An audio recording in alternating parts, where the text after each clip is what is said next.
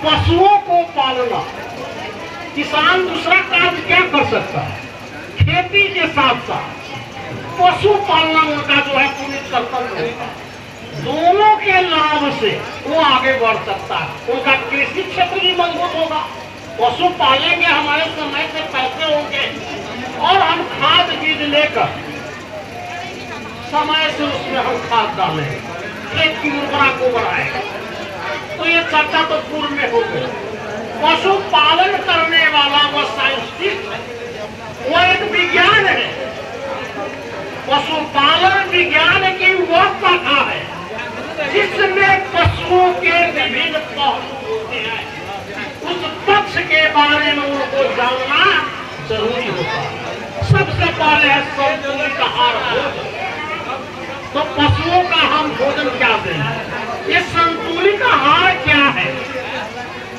वो संतुलित आहार वह आहार है जिससे पशुओं के शारीरिक विकास क्षमता, दुग्ध उत्पादन क्षमता, रोग नियंत्रण क्षमता और प्रजनन विकास क्षमता बनाए रखे। इसको हम संतुलित आहार कहते हैं। संतुलित आहार अब भोजन है। अब भोजन हमें किस तरह से देना होगा? तो पशुओं के लिए सूखा चारा और हरा चारा। हमारे यहाँ कम दूध उत्पादन होने के भी कई कारण हैं। यहाँ विकसित पशु नहीं है। इसके कारण है कि हम लोग जानते हुए भी कभी कभी अनभिज्ञ लागत, हम लोग खर्च ज्यादा कर देते हैं, उत्पादन कम कर पाते हैं, जिससे हमारा मनोबल क्या होता है? टूट जाता है। तो हम हरा चारा का भी उपाय करें। दूसरे स्टेट में चारागाह को पशु को छोड़ दिया जाता है, चराता है। अब चढ़ के आया, वह पशु जब घूम के आती है, चढ़ के उसको प्यार और वह दूध को अधिक देती है। हमारे वहाँ यहाँ जो है चारागाह का अभाव है, या गरीब किसान लोग हैं, सालों भर जो है हरा चारा उपलब्ध नहीं हो पाता। जब तक हरा चारा है तब तक तो हम अपना लागत को कम कर लेते हैं, और नहीं तो हमारा लागत कोई गुना बढ़ जाता है। केवल दाना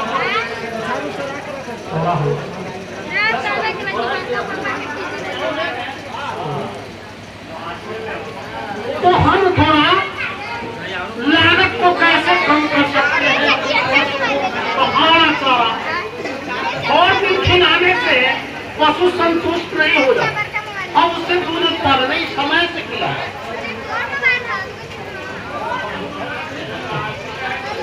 हम जान रहे हैं कि लोग उब गए। समय, टाइम इज मनी, समय का बहुत बड़ा महत्व है। और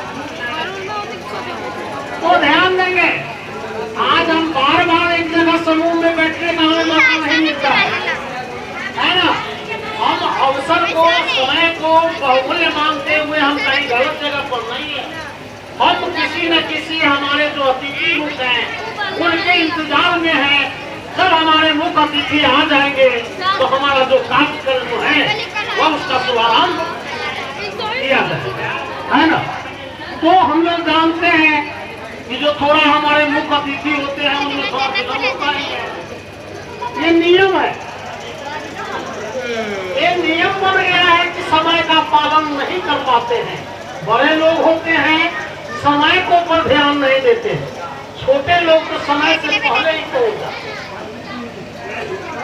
इसलिए थोड़ा धैर्य रखें और जो कार्यक्रम होना है वो तो होगा ही, है ना। हम लोग थोड़ा वक्त भी कर लें और इस मंच के द्वारा हमें कुछ सीखने, समझने, और आप लोग तो खुद अनुभवी लोग हैं, हम क्या कर सकते हैं, बता सकते हैं।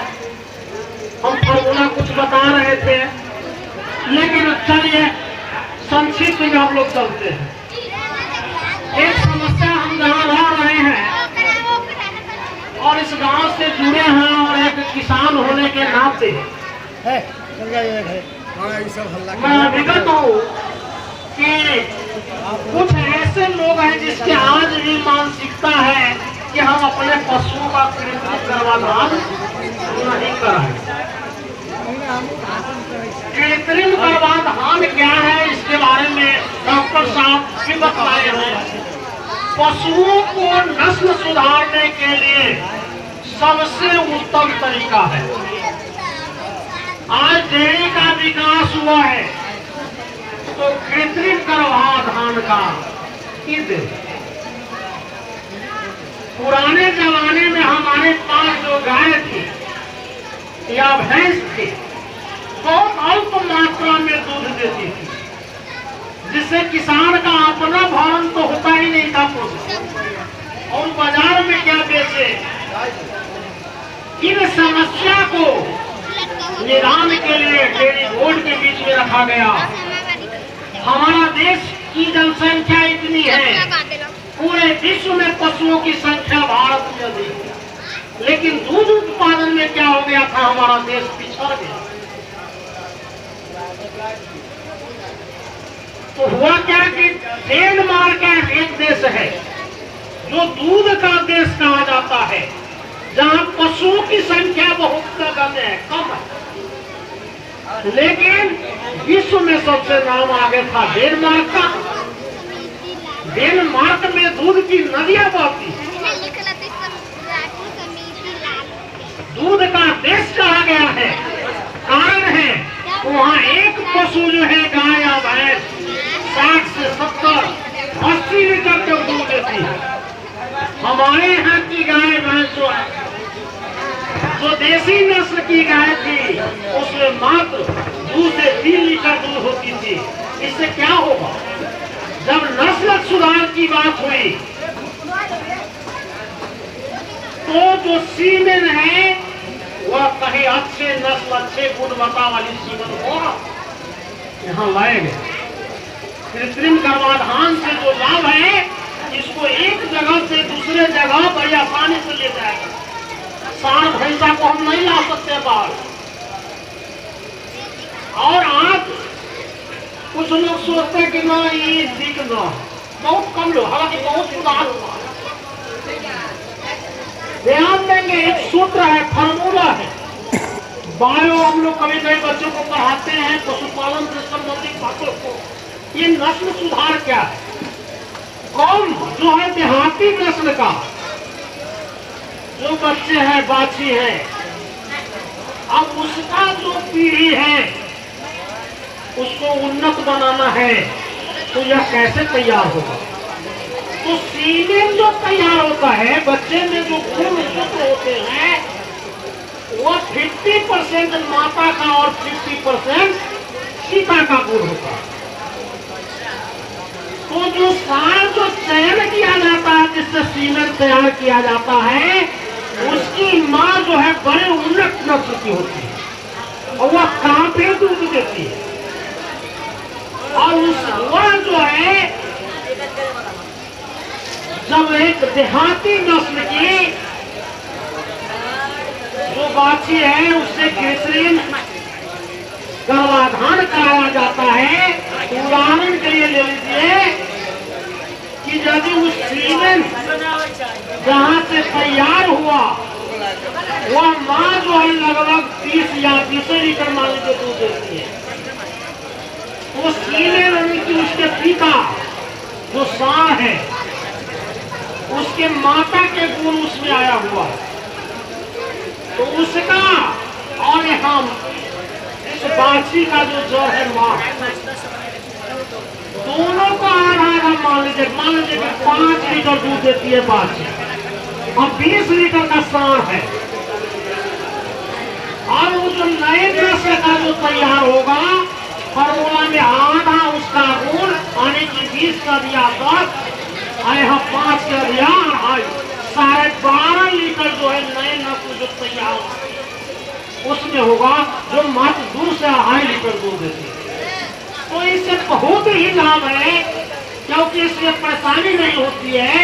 इसलिए आप लोग से मैं आप लोगों को निवेदन करना चाहूंगा, आग्रह करना चाहूंगा कि आप अपने पास अच्छे नस्ल के यदि आप मवेशी में आपके पास हो गया तो आपके प्रगति के लिए वह बहुत बड़ा साधन होगा। तो कृत्रिम गर्भाधान से कई लाभ होते हैं। पशुओं में जो है संक्रमित जो रोग है उससे बचने का मौका मिलता है। हम लोग देखते हैं बहुत ऐसे रोग हैं जो संक्रमण के द्वारा होता है, संसर्ग के द्वारा होता है। उस रोग से बचाने के लिए भी कृत्रिम गर्भाधान करते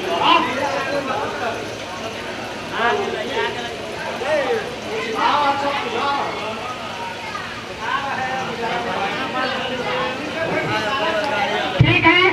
तो ये नस्ल सुधार का यह क्या है, साधन है कृत्रिम गर्भाधान। हम भरोसा रखें, विश्वास रखें कि हम पशुओं का कभी भी